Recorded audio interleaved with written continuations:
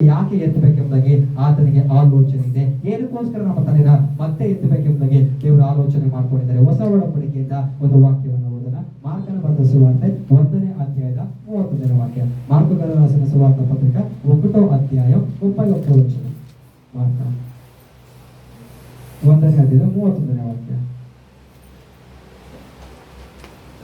ಅವರು ಆಕೆಯ ಸಂಗತಿಯನ್ನು ಆತನಿಗೆ ತಿಳಿಸಿದರು. ಆತನು ಹತ್ತಿರಕ್ಕೆ ಬಂದು ಆಕೆಯ ಕೈಯನ್ನು ಹಿಡಿದು ಎಬ್ಬಿಸಲು ಜ್ವರವು ಆಕೆಯನ್ನು ಬಿಟ್ಟು ಹೋಯಿತು.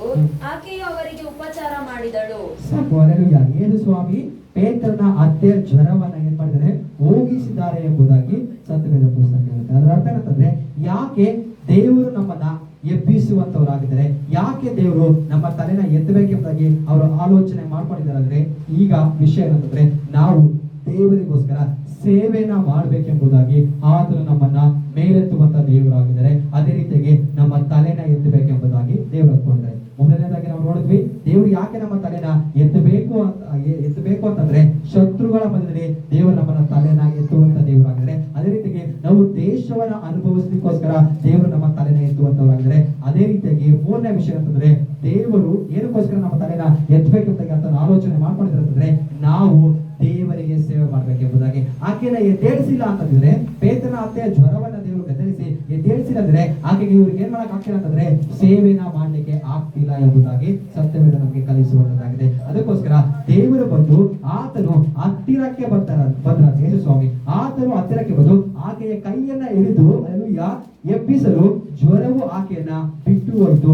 ಆಕೆ ಅವರಿಗೆ ಉಪಚಾರವನ್ನ ಮಾಡಿದ್ರು ಎಂಬುದಾಗಿ ಈ ವಾಕ್ಯದ ಪ್ರಕಾರವಾಗಿ ನಮ್ಮ ಜೀವಿತದಲ್ಲಿ ನಮ್ಮನ್ನ ನಾವು ದೇವರಿಗೆ ಸೇವೆನ ಮಾಡದ ಹಾಗೆ ತಡೆ ಮಾಡ್ತಕ್ಕಂಥ ರೋಗದ ಬಂಧನವನ್ನ ದೇವರು ಕೈಯನ್ನ ಹಿಡಿದು ನಮ್ಮನ್ನ ಮೇಲೆತ್ತುವಂತವರಾಗಿದ್ದಾರೆ. ಈ ವಾಕ್ಯ ನಮ್ಗೆ ಅದನ್ನೇ ಕಲಿಸುವಂತದ್ದಾಗಿದೆ. ಏನಂದ್ರೆ, ನಾವು ಅನೇಕ ಜನರು ದೇವರಿಗೋಸ್ಕರ ಸೇವೆ ಮಾಡ್ಬೇಕಂತಾಗಿ ಎಷ್ಟೋ ಸೇವಕರಿದ್ದಾರೆ, ಎಷ್ಟೋ ನಿಜವಾಗಿ ಕಷ್ಟಪಡ್ತಕ್ಕಂಥವ್ರು ಇದ್ದಾರೆ. ಆದ್ರೆ ಅವರ ಜೀವಿತದಲ್ಲಿ ಒಂದು ಸಮಸ್ಯೆ ಏನಂತಂದ್ರೆ, ನೋಡುವಾಗ ಅವರ ಜೀವಿತದಲ್ಲಿ ಯಾವುದೋ ಒಂದು ಬಲಹೀನತೆ, ಯಾವುದೋ ಒಂದು ಸಮಸ್ಯೆ, ಯಾವುದೋ ಒಂದು ರೋಗ ಅವರ ದೇವರಿಗೋಸ್ಕರ ಸರಿಯಾಗಿ ನಿಲ್ಲದ ಹಾಗೆ, ಅವರು ಸ್ಥಿರವಾಗಿ ನಿಲ್ಲದ ಹಾಗೆ ಅವರ ಜೀವಿತವನ್ನ ಅದೇನ್ ಮಾಡ್ತಿದೆ ಅಂದ್ರೆ ಆಳ್ವಿಕೆ ಮಾಡುವಂತದ್ದಾಗಿದೆ. ಈ ಮುಂಜಾನೆ ದೇವರು ನಿಮ್ಮ ಸಂಗಡ ಮಾತನಾಡುವಂತವರಾಗಿದ್ದಾರೆ. ಏನಂತಂದ್ರೆ, ಯಾವ ಒಂದು ರೋಗ ಆಗಿರ್ಬೋದು, ಯಾವ ಒಂದು ಶಕ್ತಿ ನೀವು ದೇವರಿಗೆ ಸೇವೆನ ಮಾಡದ ಹಾಗೆ ತಡೆ ಮಾಡ್ತಾ ಇದೆಯೋ ಅದನ್ನ ದೇವರು ಬಂದು ಇವತ್ತು ಅದನ್ನ ಸಂಪೂರ್ಣವಾಗಿ ನಿಮ್ಮ ಜೀವನದಿಂದ ಅದನ್ನು ತೊಲಗಿಸುವಂತ ದೇವರಾಗಿದ್ದಾರೆ. ಏನಕ್ಕೋಸ್ಕರ ದೇವರು ಎಬ್ಬಿಸುವಂತ ದೇವರಾಗಿದ್ದಾರೆ ಅಂತಂದ್ರೆ, ಏನಕ್ಕೋಸ್ಕರ ಮತ್ತೆ ನಮ್ಮನ್ನ ದೇವರು ಬಲ ಕೊಟ್ಟು ನಿಲ್ಲಿಸುವಂತವರಾಗಿದ್ರೆ ಕಾರಣ ಇಷ್ಟೇ, ನಾವು ದೇವರಿಗೋಸ್ಕರ ಸೇವೆನ ಮಾಡ್ಬೇಕೆಂಬುದಾಗಿ ಆತನ ಉದ್ದೇಶವಿದೆ ಎಂಬುದಾಗಿ. ಅಲ್ಲೆಲೂಯಾ. ದೇವರಿಗೆ ಯಾರು ಸೇವೆ ಮಾಡ್ಬೇಕೆಂಬುದಾಗಿ ಅಂದ್ಕೊಂಡಿದ್ರೋ ಅವರು ಶತ್ರುವಿನ ಅಧೀನದಲ್ಲಿ ಇರ್ಲಿಕ್ಕೆ ದೇವರು ಬಿಟ್ಟು ಕೊಡೋದಿಲ್ಲ. ಅವರು ರೋಗದ ಒಂದು ಬಂಧನದಲ್ಲಿ ಇರ್ಲಿಕ್ಕೆ ದೇವರು ಬಿಟ್ಟು ಕೊಡೋದಿಲ್ಲ.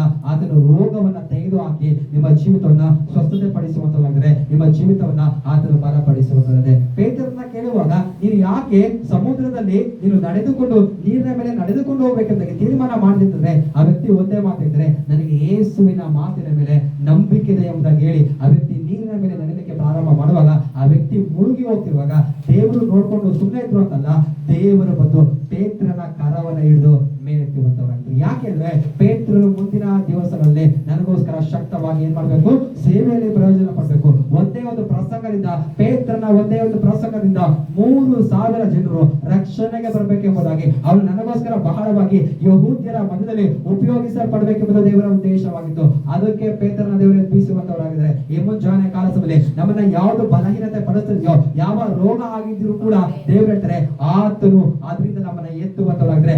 ಅದು ನಮ್ಮನ್ನ ಬಿಟ್ಟು ಹೋಗುವ ಹಾಗೆ, ಖಂಡಿತವಾಗಿಯೂ ಆ ಒಂದು ವಿಷಯಗಳು ನಮ್ಮ ಜೀವಿತವನ್ನ ಬಿಟ್ಟು ಹೋಗುವ ಹಾಗೆ ದೇವರು ನಮ್ಮನ್ನ ಏನ್ ಮಾಡುವಂತವರಾಗಿದ್ದಾರೆ, ಖಂಡಿತವಾಗಿಯೂ ಗುಣಪಡಿಸುವಂತವರಾಗಿದ್ದಾರೆ. ಅಪೊಸ್ತಲರ 9:41 ಒಂದು ಮಾತನ್ನ ಹೇಳ್ತಾರೆ, ದೋರ್ಕಳು ಬಹಳವಾಗಿ ಏನ್ ಮಾಡಿದ್ರೆ ಜನರಿಗೆ ಉಪಕಾರವನ್ನ ಮಾಡಿದ್ರು. ಆ ವಾಕ್ಯವನ್ನು ಒಂದ್ಸರಿ ಓದಿ. ಅಪೊಸ್ತಲರ ಕೃತ್ಯಗಳು 9ನೇ ಅಧ್ಯಾಯದ 41ನೇ ವಾಕ್ಯ.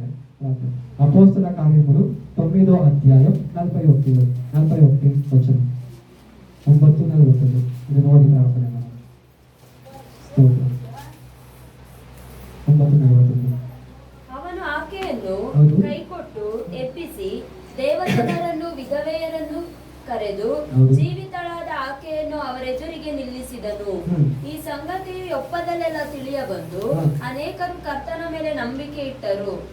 ಆಮೇಲೆ ಪೇತ್ರನು ಯೊಪ್ಪದಲ್ಲಿ ಚರ್ಮಕಾರನಾದ ಸೀಮೋನನೆಂಬವನ ಬಳಿಯಲ್ಲಿ ಬಹಳ ದಿವಸದವರೆಗೂ ಇದ್ದನು. ಸಾಕು ಅಂದ್ರೆ ದೋರ್ಗಳು ತಪ್ಪಿತಳು ಏನಾಗಿದೆ ಅಂತಂದ್ರೆ ಆಕೆ ಮರಣಕರವಾಗಿರತಕ್ಕಂಥ ಒಂದು ರೋಗ ಬಂದು ಏನಾಗಿದೆ ಅಂತಂದ್ರೆ ಆಕೆ ಮರಣವನ್ನ ಹೊಂದಿದಾಳೆ ಎಂಬುದಾಗಿ ಸತ್ಯವಿರುತ್ತೆ. ಅಲ್ಲಿರತಕ್ಕಂಥ ಸ್ತ್ರೀಯರಲ್ಲಿ ಏನ್ ಮಾಡಿದ್ದಾರೆ, ಅವರಿಗೋಸ್ಕರ ಆಯ್ತಾ ಇದ್ದಾರೆ ಎಂಬುದಾಗಿ ವಾಕ್ಯ ಹೇಳಿದ. ಅದ್ರ ಅರ್ಥ ಏನಂತಂದ್ರೆ ದೇವರಿಗೆ ಒಬ್ಬರು ಸೇವೆನ ಮಾಡಿದ ಹಾಗೆ ಅವರ ಜೀವಿತ ಇದಕ್ಕೆ ಹೇಳ್ತಾರೆ ಪ್ರೀಮೆಚೂರ್ ಡೆತ್ ಎಂಬುದಾಗಿ. ಈ ರೀತಿಗೆ ಕ್ರಿಯೆ ಮಾಡ್ತಕ್ಕಂಥ ಶತ್ರುವಿನ ಆಲೋಚನೆಯಿಂದ ದೋರ್ಗಳನ್ನ ಎಬ್ಬಿಸಿ, ವಾಕ್ಯ ಹಾಗಿರುತ್ತೆ, ಪೇತ್ರನು ಬಂದು ದೋರ್ಗಳನ್ನ ಎಬ್ಬಿಸಿ ಅವ್ರನ್ನ ಸಾಕ್ಷಿಯಾಗಿ ನಿಲ್ಲಿಸಿದ ಪ್ರಕಾರವಾಗಿ ಮರಣಕರವಾಗಿ ಬರತಕ್ಕಂಥ ರೋಗವನ್ನ, ಆ ಪ್ರೀಮೆಚೂರ್ ಡೆತ್ ಅನ್ನ ದೇವರು ಕ್ಯಾನ್ಸಲ್ ಮಾಡಿ ಅಲ್ಲೆಲೂಯಾ ಮತ್ತೆ ದೇವರಿಗೋಸ್ಕರ ಸೇವೆನ ಮಾಡಲಿಕ್ಕೆ ದೇವರು ಬಲಪಡಿಸುವಂತವಾಗಿದ್ದಾನೆ ಎಂಬುದಾಗಿ ಈ ವಾಕ್ಯದ ಮುಖಾಂತರವಾಗಿ ನಮ್ಮ ಜೀವಿತದಲ್ಲಿ ಆತನಿಗೋಸ್ಕರ ಸೇವೆ ಮಾಡಲಿಕ್ಕೆ ದೇವರು ನಮ್ಮನ್ನ ಬಲಪಡಿಸುವಂತವರಾಗಿದ್ರೆ ಅದು ಎಂತ ರೋಗದ ಒಂದು ಕಾರ್ಯ ಆಗಿದ್ರು ಕೂಡ ನಮ್ಮನ್ನ ಅದು ಮುಟ್ಟದ ಹಾಗೆ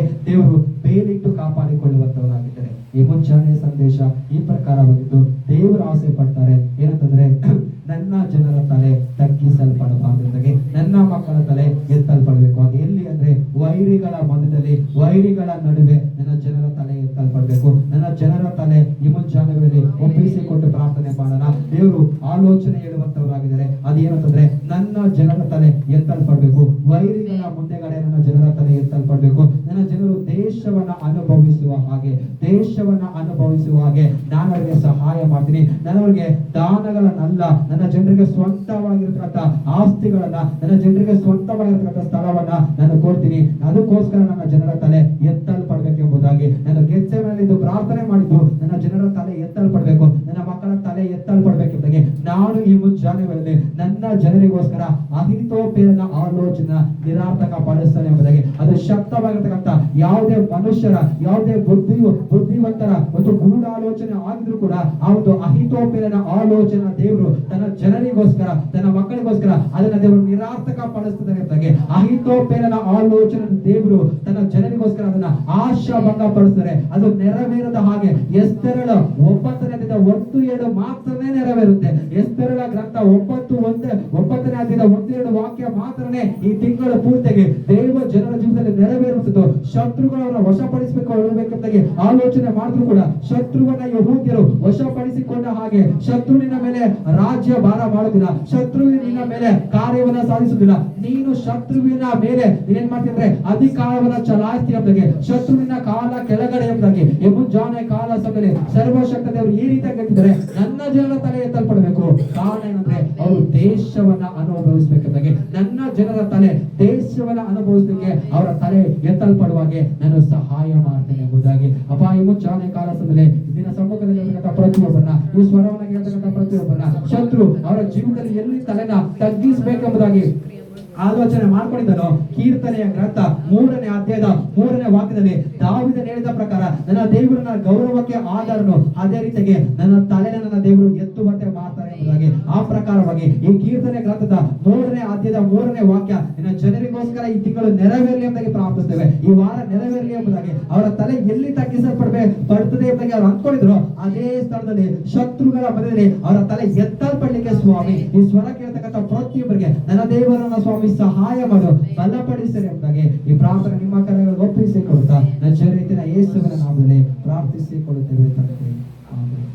ನನ್ನ ನಡೆಸುವವ ನೀನೇ, ತಲೆ ಎತ್ತುವವ ನೀನೇ, ತಕ್ಕ ಸಮಯದಿ ನನ್ನ ನಡೆಸುವೆ ನೀ, ನನ್ನ ನಡೆಸುವವ ನೀನೇ, ತಲೆ ಎತ್ತುವವ ನೀನೇ, ತಕ್ಕ ಸಮಯದಿ ನನ್ನ ನಡೆಸುವೆ ನೀ. ನಿನಗೆ ಮರೆಯಾಗಿ ಒಂದು ಇಲ್ಲವೇ ಇಂದು ಎಂದು ಆರಾಧಿಸುವೆ. ನಿನಗೆ ಮರೆಯಾಗಿ ಒಂದು ಇಲ್ಲವೇ ಇಂದು ಎಂದು ಆರಾಧಿಸುವೆ. ನನ್ನ ನಡೆಸುವವ ನೀನೇ, ತಲೆ